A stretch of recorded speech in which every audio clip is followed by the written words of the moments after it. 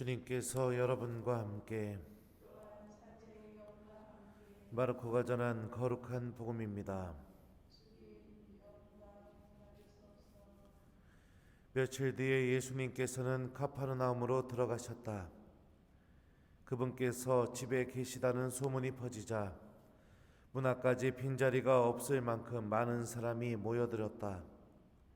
예수님께서는 그들에게 복음 말씀을 전하셨다. 그때 사람들이 어떤 중풍병자를 데리고 왔다. 그 병자는 4사람이 들것에 들고 있었는데 군중 때문에 그분께 가까이 데려갈 수가 없었다.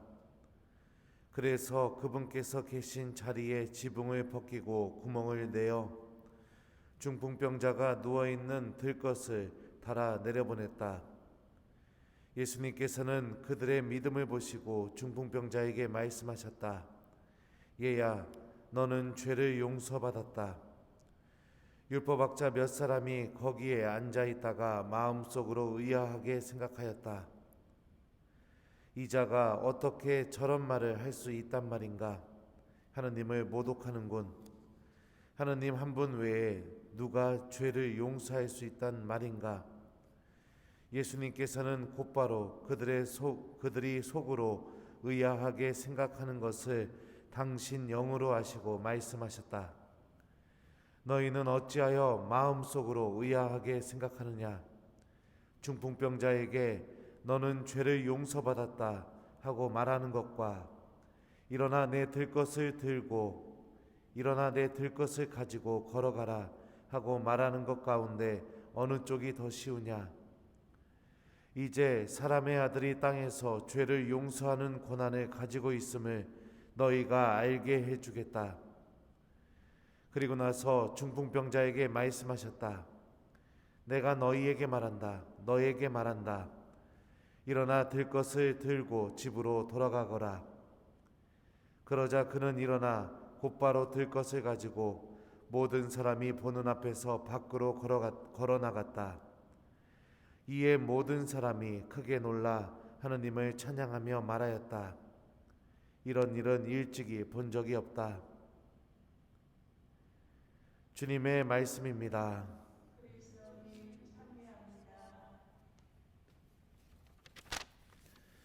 오소서 성령님, 예수님께서는 그들의 믿음을 보시고 중풍병자에게 말씀하셨다. 안녕하세요. 어제 복음에 이어서 계속해서 치유 이야기가 나옵니다. 어제는 예수님께서 나병 환자의 믿음을 보시고 가엾은 마음이 들어서 그 사람에게 꼭 필요한 말씀을 해주셨다면, 오늘 복음 말씀은 조금 다른 면을 전하고 있죠.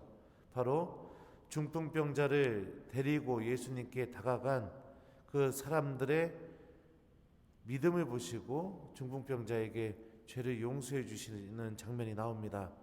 예수님께서는 그들의 믿음을 보시고 중풍병자에게 말씀하셨다. 얘야, 너는 죄를 용서받았다. 예수님께서 보신 것은 중풍병자의 죄도 아니고 중풍병자가 갖고 있는 믿음도 아니었습니다. 예수님께서 보신 것은 중풍병자를 당신께 데리고 온 사람들의 믿음이었습니다. 이 믿음이 예수님을 움직이게 만들었습니다. 중풍병자에게 꼭 필요한 말씀, 얘야, 너는 죄를 용서받았다 라는 말씀을 하게 만드셨고, 이 말씀 때문에 율법학자들과 갈등이 생기게 되고 또 그들에게 단죄를 받고 심판을 받을 상황이 올 것이라는 것을 분명하게 알고 있음에도 불구하고 예수님께서는 중풍병자를 위해서 모든 것을 할 수 있게 움직이게 만든 것도 바로 중풍병자를 예수님께 데리고 간 사람들의 믿음이었죠. 결국에 일어나 내 들것을 가지고 걸어가거라 라고 이렇게 말씀하시는 그 말씀까지, 치유의 말씀까지 하게 만듭니다. 오늘 복음 말씀은 우리에게 한 가지 중요한 메시지를 전해줍니다. 바로 공동체의 믿음의 중요성입니다. 내가 혼자 하느님을 믿는 데 있어서 부족하고 나약하고 많은 결점이 있고 또 죄 때문에 중풍병자처럼 아무것도 할 수 없고 다가갈 수도 없고 하느님 앞에서 무능함을 드러낸다 하더라도 공동체가 나와 함께 있다면, 또 공동체가 함께 예수님께 믿음을 드러내 보여주신다면 그 믿음이 있는 곳에 바로 하느님의 기적이 존재한다는 사실입니다. 나와 함께 누군가가 기도하고 있다는 사실이 얼마나 놀라운 힘을 가져다 주는지, 우리가 함께 모여 기도하고 함께 모여 미사를 드리고 함께 모여 하느님께 믿음을 드리는 바로 그곳에 하느님의 놀라운 섭리와 기적이 반드시 존재한다. 이게 바로 오늘 복음이 우리에게 알려주고 있는 중요한 메시지죠. 이 메시지에 대해서 예수님께서는 마태복음 18장에서 다음과 같이 말씀하셨습니다.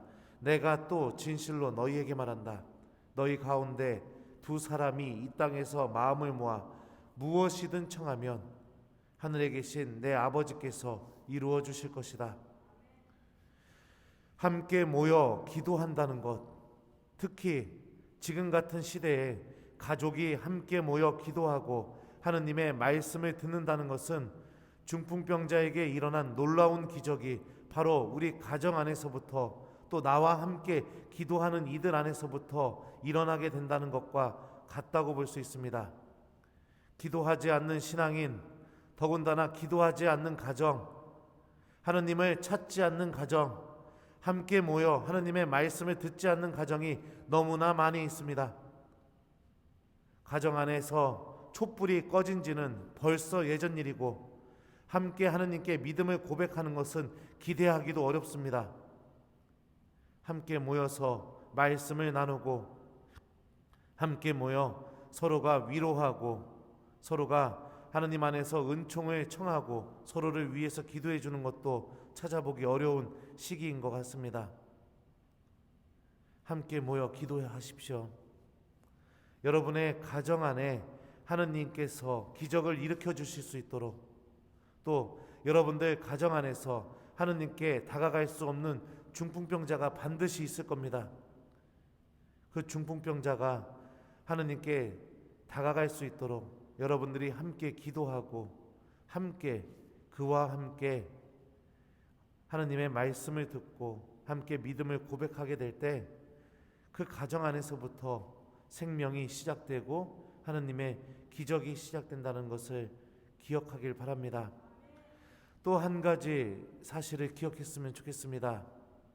만약 여러분들 스스로가 중풍병자처럼 내 힘만으로는 하느님께 다가갈 수 없다고 느껴지는 순간이 찾아올 때, 아무도 나를 위해서 기도해 주지 않고 있다고 그런 생각이 들 때 기억했으면 좋겠습니다.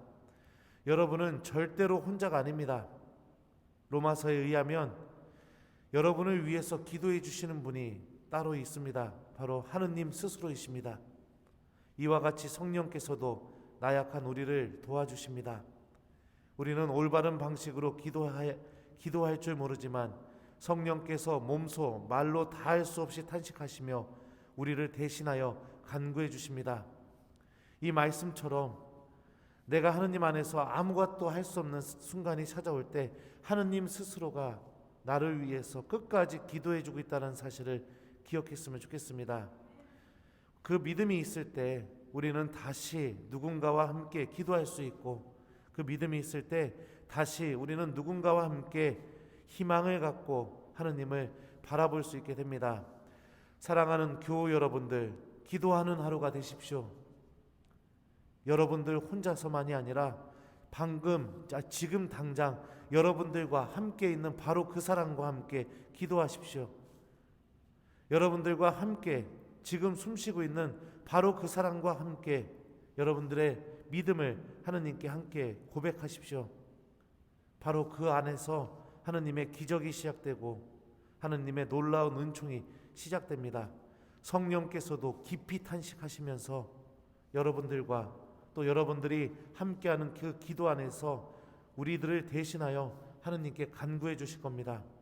우리가 함께 모여 기도하는 그곳에, 우리가 함께 모여 하느님의 말씀을 듣는 그곳에, 우리가 함께 모여 우리들의 부족한 믿음을 예수님께, 하느님께 같이 고백하는 바로 그곳에 예수님께서는 그곳에서 기적을 일으키신다라는 것을 기억했으면 좋겠습니다. 오늘 하루 기도하는 하루가 되십시오. 바로 여러분들 옆에 있는 그 사람들과 자녀들과 함께, 가족들과 함께, 또 부모님과 함께, 또 내가 좋아하는 교우들과 함께 기도하는 하루가 되었으면 좋겠습니다. 숙제 주겠습니다. 방금 강론 때 말씀드린 대로 오늘 여러분들 가장 가까운 사람들과 함께 예수님께 믿음을 고백하고 서로를 위해서 기도해 주며, 누군가가 예수님께 다가가지 못하는 중풍병자처럼 되었을 때 나의 기도와 믿음을 통해 그가 예수님께 다가갈 수 있도록 노력해보는 오늘 하루가 되었으면 좋겠습니다. 예수님께서는 그들의 믿음을 보시고 중풍병자에게 말씀하셨다. 아멘.